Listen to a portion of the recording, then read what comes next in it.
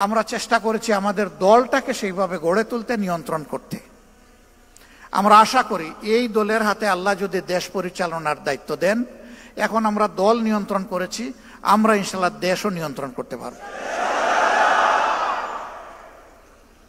আমরা যখন নিজেরা ঘুষ খাবো না, যখন চাঁদা দাবি করব না, যখন আমরা দখলদারিতে যাব না, তখন আশা করি বাকি সকলে বার্তা পেয়ে যাবেন এবং সকলের কান খাড়া হয়ে যাবে।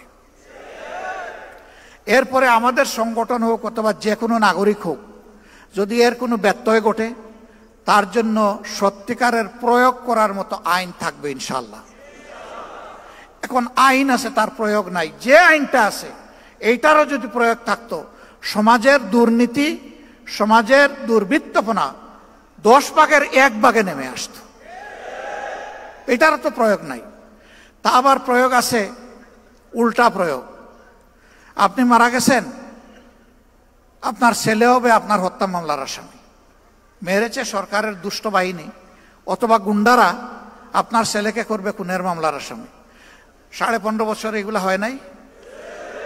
আমাদের লোক হত্যা করে আমাদেরকে এই মামলার আসামি বানিয়েছে। সম্মানিত ভাইয়েরা, এই দুনিয়ায় 100% ন্যায় বিচার নিশ্চিত করা অসম্ভব। একটা মানুষ তার চেষ্টায় কিংবা নির্দেশে 100 মানুষ খুন করা হয়েছে, আপনি তাকে ফাঁসি কয়বার দেবেন? আপনি এখানে আর ফাঁসি বাড়াইতে পারবেন? একবারের বেশি পারবেন না। কিন্তু আল্লাহ তাআলার কাছে জাহান্নামের শাস্তির বিভিন্ন স্তর আছে। আল্লাহ সেখানে তার পাওনা পরিমাণ শাস্তি তাকে দান করবে। এই বিশ্বাস যদি মানুষের অন্তরে থাকে, তাহলে দুষ্কর্ম করার আগে তার কলজা থরথর করে কেঁপে উঠবে, ভূমিকম্প শুরু হয়ে যাবে। আমি কেমনে এই অপরাধ করব? দুনিয়ার কেউ না দেখুক, আল্লাহ তো দেখছে। এই ভয়টাই জাতির মধ্যে জাগাতে চাই আমরা। এমন একটি সমাজ যদি ইনশাআল্লাহ বাংলাদেশে গড়ে উঠে, তাহলে জাতি, ধর্ম, দলমত নির্বিশেষে সকলে উপকৃত হবে।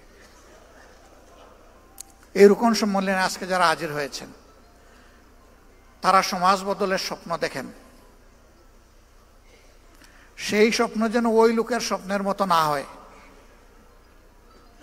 একজন তার বন্ধুদেরকে বলেছে, গত রাতকে খুব তৃপ্তি নিয়ে খেয়েছি, পেট ভরে। গত রাত্রে কখন? ডিনার? ডিনার না। ডিনার কি খেয়েছিল? বলে হ্যাঁ, তা খেয়ে তো ঘুমিয়ে পড়েছিলাম। তো ঘুমিয়ে পড়েছিলে, ঘুম ভেঙে তুমি কি সাহারি করেছো? কয় তাও না। তাইলে কি খেলে?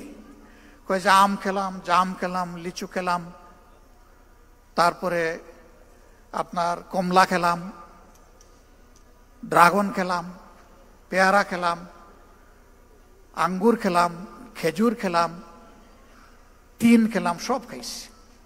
কই রে ভাই, এক সিজনে এত ফল তুমি কোথায় পেলে? আমরা তো বাজারে এগুলা পাই না। কই ভাই না ভাই, আমি তো স্বপ্নে খেয়েছি।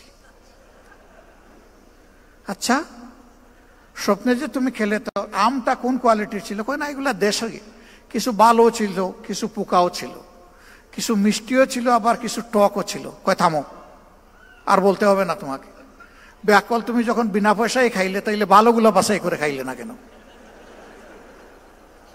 ওই স্বপ্ন আমরা দেখি না।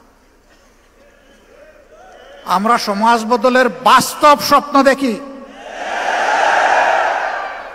এবং আমরা কোথায় চিড়া ভিজাতে চাই না।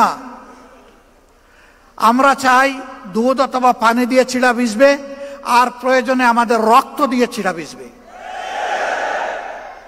সেই রক্ত যদি আল্লাহ মানবতার জন্য, মানবতার মুক্তির জন্য আল্লাহ কবুল করেন, আল্লাহর দরবারে লাখো শুকরিয়া। যুগে যুগে যারা মানবতার মুক্তির লড়াই করেছেন, তারা তার প্রমাণ রেখে গিয়েছে। যুদ্ধের ময়দানে এক হাত কোপকে ঝুলে গেছে, পায়ের নিচে ফেলে টান দিয়ে ছিঁড়ে ফেলেছেন। এই হাত আমার এখন বুঝে, এই হাতের আমার দরকার নেই। অবশিষ্ট হাত দিয়ে লড়াই চালিয়ে গেছেন। ওই হাতও যখন ঝুলে গেছে, এইটাও ফেলে দিছেন। সেনাপতি পা দুইটা চাপ দিয়ে ধরেছেন,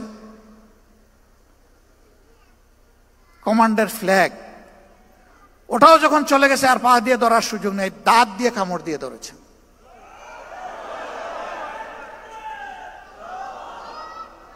আর মঞ্জিলের দিকে চেয়ে দেখছেন মঞ্জিল কত দূর।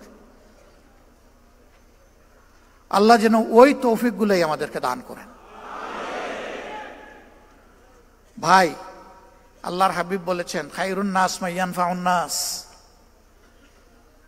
ভাই বোনেরা, সেই মানুষটাই উত্তম যে মানুষের কল্যাণ নিয়ে ব্যস্ত থাকে, চিন্তিত থাকে, পেরেশান থাকে, আর মানুষের অসুবিধা দূর করতে চায়, লেগে থাকে।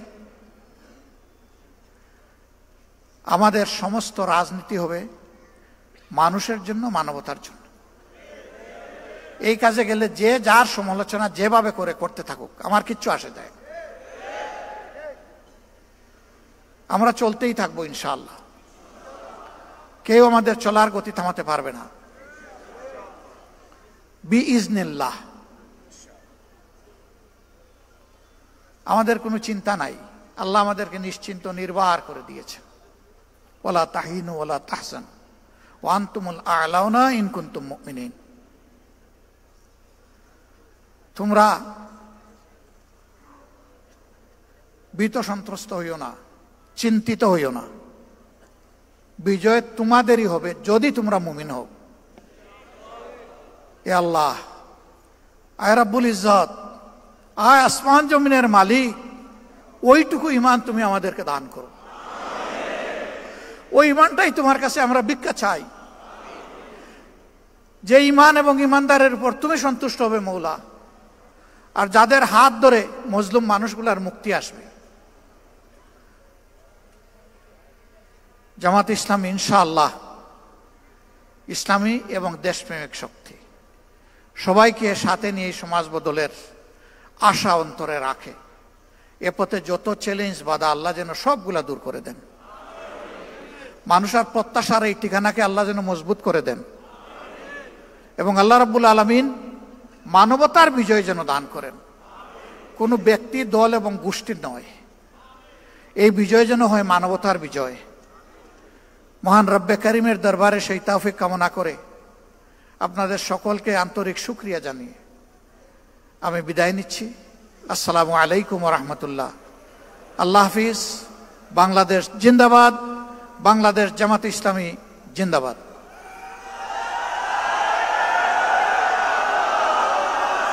সংগ্রামী ভাই এবং বন্ধুগণ, সম্মানিত ভাই এবং বোনেরা, আমাদের সামনে আজকে